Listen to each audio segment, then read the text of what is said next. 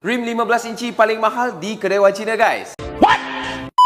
Okay guys, hari itu Wan Cina pun dah review satu set TE37 buatan Jepun Saga S Plus untuk 15 inci warna bronze. Tapi hari itu Wan Cina dah jual.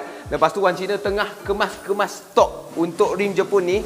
So terjumpa lagi satu set rim TE37 Saga S Plus 15 inci, sama juga paling mahal di kedai Wan Cina. So kita tunjuk apa warna kali ini. Okay, kita buka kotak dulu.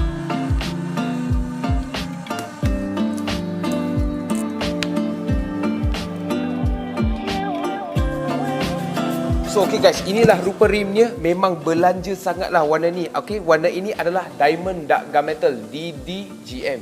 Okay, biasa auto option DGM.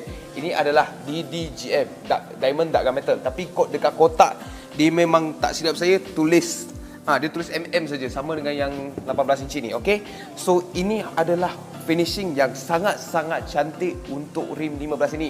Okay, biasa korang yang jumpa DGM dekat luar sana pun tak serupa, tak secantik macam ini. Ini memang top gila ni kualiti sebab original Jepun kan. Okey, rim ini adalah forged. Dia sangat ringan juga, kita boleh tahu.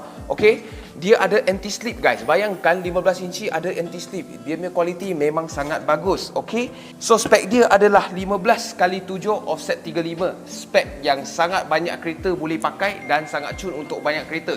Okey, kita timbang dulu tengok berat rim ini berapa guys. Okey guys, kita timbang dulu tengok berat dia berapa. Okey, 6.3 kilo sahaja untuk rim forged TE37 buatan Jepun. Okey, mungkin dia akan berat sikit daripada rim Thailand lain, tetapi kita kena faham bahan yang diguna di batang sini dengan center hub sini yang membuatkan rim ini sangat tahan akan lebih. So tak semestinya rim yang paling ringan paling bagus. Okey, rim sebenarnya kalau dia ringan, dia ada standard dia, dia ada kemampatan berat dia yang sesuai untuk rim tersebut. Okey, ini adalah rim forged, kualiti memang terbaik. Korang jangan risau, masuk track biasa bawa semua paling bagus. Okey, so itu sahaja untuk video kali ini. Kita nak review sikit rim TE37 Saga S Plus 15 inci. Yang lagi satu warna sebab bronze dah jual. Ada ini warna lagi. Kalau korang minat dengan rim ni, boleh cari Wan Cina. Itu sahaja untuk video kali ini. Kalau korang suka video kali ini, tolong like, share dan komen kat bawah apa yang korang nak tengok seterusnya. Macam biasa, cari rim, cari Wan Cina. Thank you guys.